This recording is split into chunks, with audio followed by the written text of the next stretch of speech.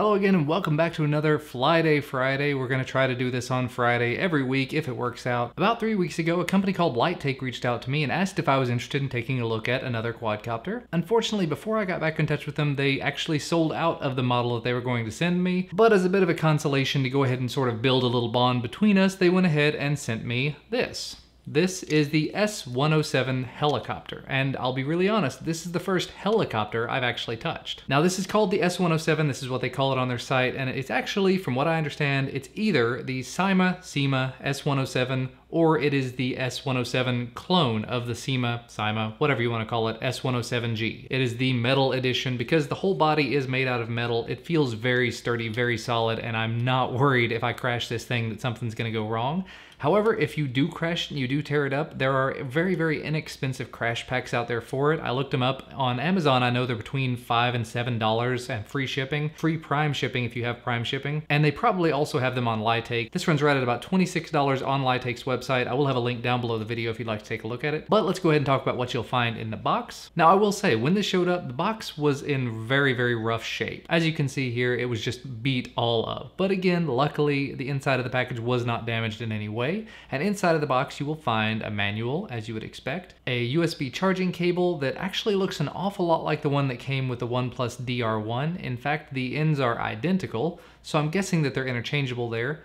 You'll find the controller itself. It's actually got only one trim knob on it. Again, this is the first helicopter I've dealt with, so having the one trim knob is a little bit different to me. But since this is a helicopter, not a quadcopter, you don't have all the same directional capabilities you have on a quadcopter, so I had to get used to that. And you'll notice when you flip it over, you have 6 AA batteries to put in this thing. It doesn't come with any batteries, so that was a bit of a major investment as far as I'm concerned. The remote does support 3 different channels here. It has A, B, and C, so I believe you can actually fly several of these together, or you can fly, have several people together flying different ones. And the one thing to really mention about the controller is, you can see here, this looks a little bit odd as compared to a lot of the other controllers you'd see on quadcopters, because it's infrared. It doesn't use radio frequencies. This is not an RC helicopter. This is an IR helicopter. And of course, the last thing you get in the package is the helicopter itself. The one that I got is blue, but there are also red and yellow. As I mentioned before, the body is made primarily out of metal with a few pieces of plastic scattered here and there on it. It has 2 motors that run the rotors on top of it, and the rotor in the back has another little motor in the back. If I've read correctly, it has a 150 milliamp hour battery down inside, actually soldered to the board. I'm not planning on taking the canopy off unless it gets horribly damaged, so I'm not even gonna check that out. I've read online, I've seen videos, there are ways you can actually upgrade that battery. You can get a 240 milliamp hour that will fit in there, it will lift it, it'll do just fine. But with that 150 milliamp hour battery, you can expect to see between 8 and 10 minute flight times. More often than not, when I was flying it, I would see about 8 minutes, and that was perfectly fine by me. And as far as the charging time, like I said, you've got that port that you charge it with, and it takes about 30 to 40 minutes, 30 minutes conservatively. And now let's move on to the flight review. I actually have more footage of this helicopter than I have of any of the quadcopters that I've flown so far. Part of that has to do with the fact that I'm using a slightly different filming setup, and the other part has to do with the fact that it just is so stable, it's rock solid, it just flies. It's very, very, very simple to control it. The left stick is throttle. It's just up and down. That doesn't do any left or right. The right stick does yaw. It spins around when you go left or right. And it does, I believe they call it pitch when you go forward or back. Now, in order to do that, it has to spin up the back motor in order to make it go forward or back. And as such, little teeny tiny motor as compared to giant rotors on the top, it's not gonna go terribly fast going forward or back. Now, beyond that, like I said, you can spin around, you can go forward and back. That's about all you're gonna get out of it. It's a little helicopter. And as I mentioned, it does have a teeny tiny little rotor, a little motor here on the back. It's not gonna go forward particularly fast.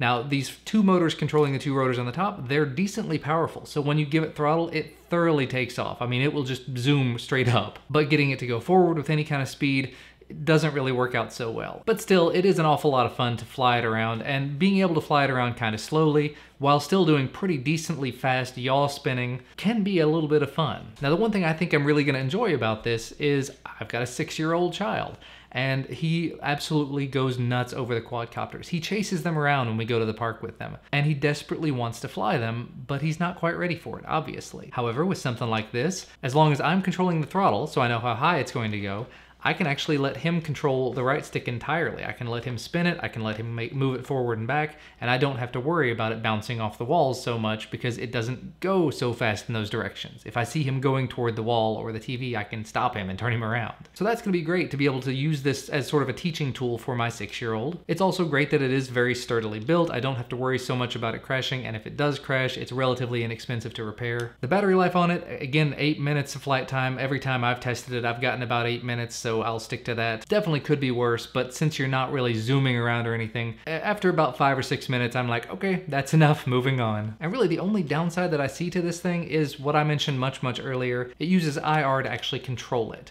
which means infrared. It means any sort of external light, specifically the sun, it will not work in. If you're indoors, works absolutely beautifully. I could actually have this sitting here hovering right next to me while I film this, and it would work just fine. And actually, it's not all that loud while you're talking about it. Now, I wouldn't want it sitting right here while I'm filming because the wind off of it and everything would make the microphone go kind of nuts. But I could have it here flying in the same room, and I could probably still make this video and you'd be able to hear it, but it wouldn't be overpowering. There are a lot of quadcopters that are really loud, but this, as a helicopter, is much quieter, partially because it's using larger blades, partially because it's using fewer motors. So that's definitely a bit of a plus as well. It's not gonna absolutely blow your eardrums out or anything. But again, the biggest downside is that IR only. So I tried taking it out in the sun a few times and it just basically said no.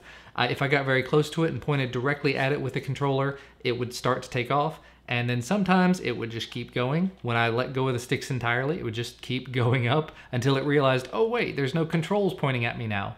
And then it would just drop. And more often than not, it would just kind of start to get throttle and then it would just flop over. And that was about all it was. However, I was able to take it outside at dusk when there was just barely enough light outside to be able to see and to be able to see with the camera. And I was able to film flying around in dusk. So I was able to take it outside. Unfortunately, with any sort of wind, it's not gonna be usable or useful outside, just because, like I said, you don't really have that forward or backward momentum to be able to keep up with any kind of wind. So this is very much an indoor only flyer, or if you're in a very calm area that doesn't get any sunshine, if you're in maybe England or Seattle, Washington or something, I don't know, it might be great to go outside with it there. I've seen some videos of people taking it outside in places like England, and I think basically you just have to have a place where you had no sunshine and no breeze. But as far as I'm concerned, like I said, this is gonna be great to have for teaching my son. It'll be great to have for, you know, when it's raining outside and I wanna be able to fly something indoors and get a good, decent, long flight.